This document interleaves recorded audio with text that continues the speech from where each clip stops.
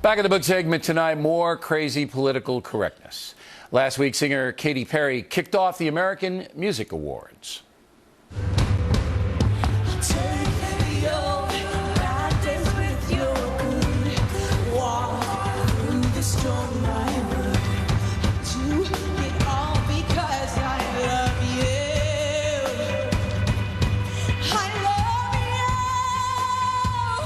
Well, after that performance, the Huffington Post printed this critique, quote, "There's room for argument as to whether the performance was racist, but it was definitively, and with no room for argument, cultural appropriation. Using aspects of another culture from a position of privilege is a means of additional exploitation." Or something. Cultural appropriation. Joining us now from Miami, the purveyor of BernardGoldberg.com.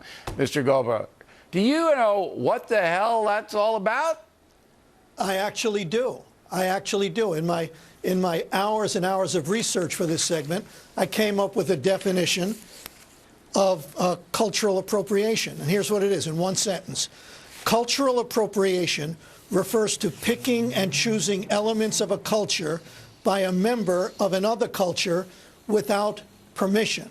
Now, conservatives have their own craziness, but only a liberal could come up with this nonsense. So if Robert De Niro wants to play the Ayatollah Khomeini in a movie, who does he go to get permission to do that? Does it go to all Muslims in the whole world? The Iranian parliament, I think. They got to pass, you know. I don't know, but you got to get permission if you're going to appropriate somebody else's culture. You can't do it without permission. I've never heard of this. This is the first time I've heard of this. But Perry, Katy Perry, I mean, the song was in context, nice costumes. It's almost like an homage. It makes you want to go to Japan, exactly, spend some money there, and learn about the culture, right?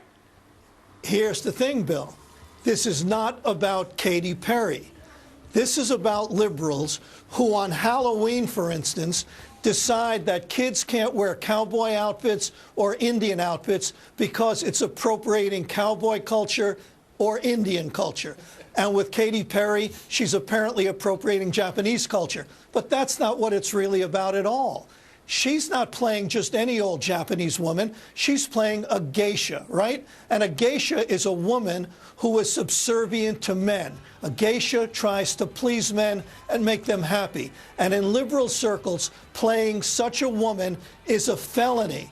If Katy Perry were wearing that exact same outfit on that same stage, but were kicking men in the head, she'd be a feminist icon. All right, let me stop you. So if Katy Perry were wearing that outfit, but was secretly a ninja, all right, and was beating up guys, she wouldn't be appropriating in a racist way the Japanese culture. It isn't, because it isn't just the Japanese culture. She's playing a subservient woman. No, I got it. Liberals can't, but they can't tolerate that. Why don't they just say that? Because they are the cultural police. They are the cultural police, Bill, and they've decided what is acceptable for all of us and what is unacceptable for all of us. Well, why don't they just say that? Why do they have to hide behind the racist angle that Katy Perry's some kind of racist here because she dresses up? I have a theory. Go ahead.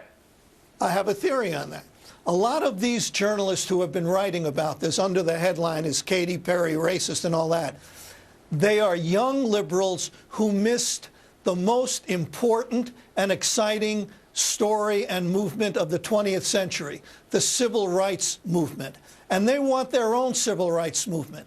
So they go after kids who wear Indian costumes on Halloween, and they go after Katy Perry for dressing up in a kimono. But let me tell you, my liberal friends, that is not in the same galaxy, probably not in the same universe as the march from Selma to Montgomery. So but it's even worse than that. In every totalitarian culture, all right, communism, fascism, wherever, they start to ban things like this. You can't do this, you can't do that. So under this banner that was printed in the Huffington Post, I should be mad at Danny Thomas. Remember Danny Thomas, Lebanese comedian, right, father of Marlo Thomas, who's now married to Phil Donahue. There's a chain here. I should be mad at Danny Thomas because his theme song was Danny Boy which is Irish song, and he's Lebanese. So somehow, Well, how about right? You know. Well, how about this, Bill? How about this? Should we consider Johnny Depp a racist because he played Tonto in The Lone Ranger?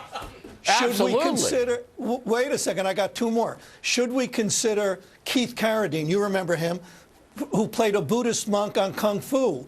Should we say that Meryl Streep appropriated Jewish culture when she played a Holocaust survivor in Sophie's Choice? Hey, these are performers. They are playing a role. What is the matter? I mean, liberals used to be sensible. What is? They've lost their mind on these matters. Well, certainly on this one, this Katy Perry thing was about as innocent as it get. I mean, if you do blackface and you do that kind of thing, that's different. That's different.